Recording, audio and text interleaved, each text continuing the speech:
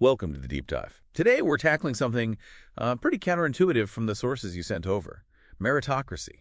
The system that's supposed to elevate the best, drive progress, might actually be, well, promoting mediocrity now. It's a really startling argument. It is. Okay, so let's try and unpack this. The original promise, the big idea, was fantastic, right? Yeah. Tear down old privilege, let sheer talent rise. Exactly. Liberate genius. But the argument in these sources is that somewhere the system drifted. Drifted how?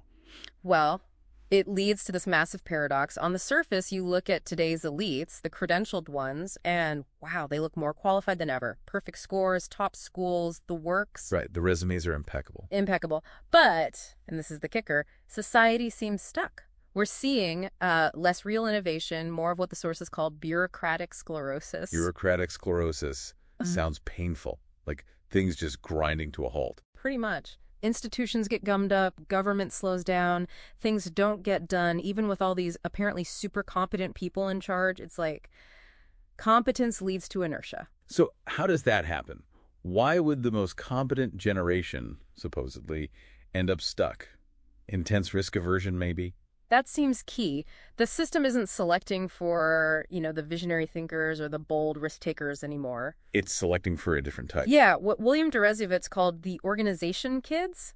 These are individuals who excel mostly by mastering the system. Mastering the system. Meaning they optimize themselves for the rules, the checklists, the credentials. They know how to play the game.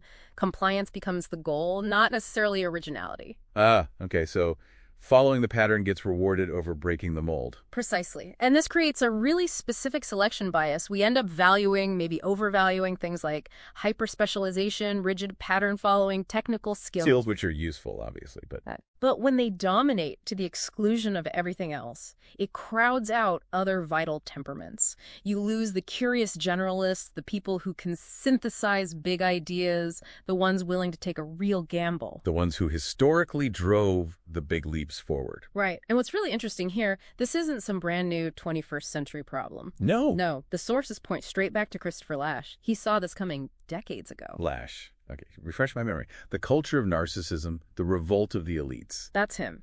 He warned way back that the new elites wouldn't be an aristocracy of actual, bold talent. They'd be custodians of bureaucracy. Custodians of bureaucracy. So their main skill is managing the system itself. Yeah, navigating institutions, self-commotion within the rules. It became less about substance and a deep thought, more about appearance. Managing your status, getting the credentials. The perfect LinkedIn profile problem. Kind of, yeah. And the sources argued there's a real cost to this for you, for individuals. This constant chase for status, the safe career path. It's linked to rising anxiety, loneliness. And for society. Less risk means? It means science might see fewer revolutionary breakthroughs, more just incremental papers, safe bets. Easier to publish, maybe, but less impact. So Lasch's argument, connecting this back, was that the elite sort of redefined progress to fit what they were good at. That's a big part of it.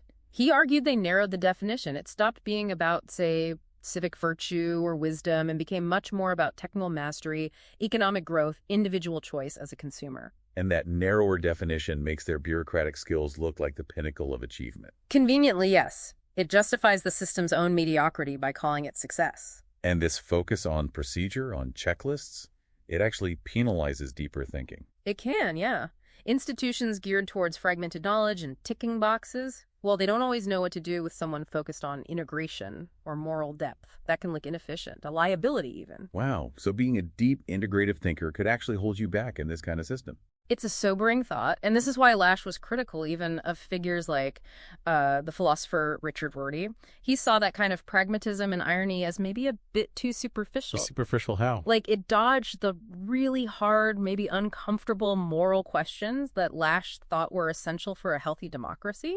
It reinforced a kind of cultural stagnation. Okay, so wrapping this up. Yeah. What's the takeaway for you listening? It sounds like the sources are saying this stagnation we feel, this rise in anxiety, it's not some random accident. No, they suggest it's the logical result of a system that ended up prioritizing order, compliance, procedure over genuine, messy, unpredictable inspiration. Order without inspiration. Right. Which leads us to the final thought for you to chew on. If the current system makes success almost meaningless by turning its pursuit into just following a formula, Yeah. then how do we even begin to reimagine status so that it genuinely rewards the things we seem to have lost? Imagination, risk-taking, and maybe the full complex spectrum of human capabilities, not just the ones that fit neatly on an application form.